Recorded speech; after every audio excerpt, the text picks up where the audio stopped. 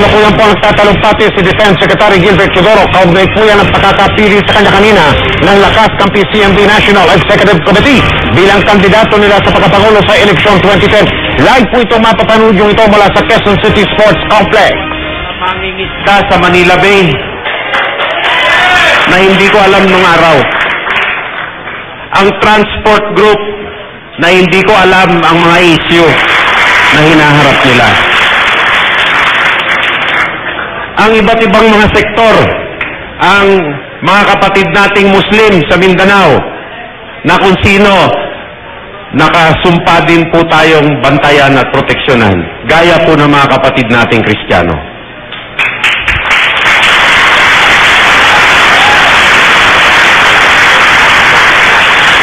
At nung unang beses po tayo nag-usap-usap, sabi po natin, maliban sa politika, isang tabi natin, gawin nating isang kasunduan ito upang sa ganon magkaintindihan tayo, magkatulungan tayo upang sa gayon kahit wala sa gobyerno, makakagawa tayo ng magandang solusyon.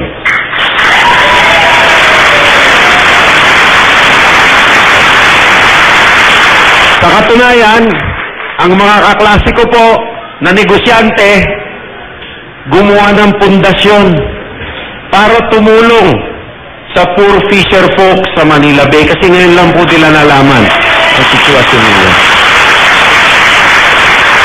At gaya po nila, hindi naman po tayo magpapanggap na alam natin lahat.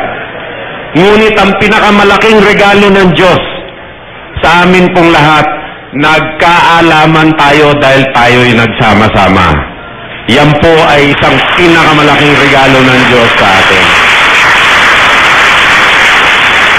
So, ngayong gabi, hindi lang po ito pagpapatibay ng ating pagsasama, kung hindi pagpapatibay din ng isang layunin, isang kilos, isang mithiin na isulong ang kapakanan ninyo sa ilalim ng isang partido politikal at yan ay ang Lakas Kampi CMD.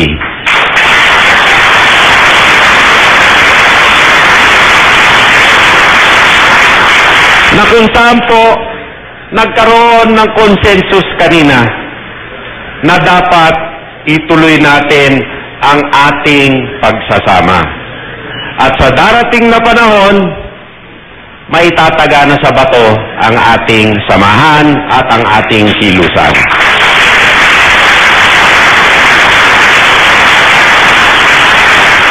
Malaki po ang mga hamon na ating hinaharap. Hindi po pangkaraniwan ang sitwasyon ng ating bansa dahil ito'y kapuluan. Maraming klasing tao, maraming relihiyon, maraming lingwahe. Kaya ang importante po ay ang paggagawa ng tulay, katulad po ng ginawa natin. Tayo po ay nagsalubong sa gitna ng tulay. Ang tulay ng dialogo, tulay ng pag-uunawaan, at ang tulay na tunay na pagsasama. Yan po ay dapat gawin natin para sa kinabukasan upang umahon ang ating bansa.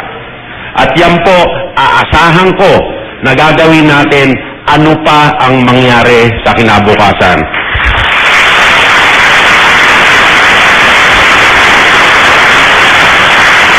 At dahil po nandito kayo, makakatulog po tayo na mahimbing na itong samahan natin na maliban sa politika, isang tunay na samahan at isang samahan na magbubunga ng magandang kinabukasan kahit gaano kaliit ito. Pero kayo po sa puso ko napakalaki dahil napakalaki pong regalo sa akin at sa aking pamilya ang pagtitiwala po at pagmamahal na pinakita nyo sa akin kahit nakikilala lang po.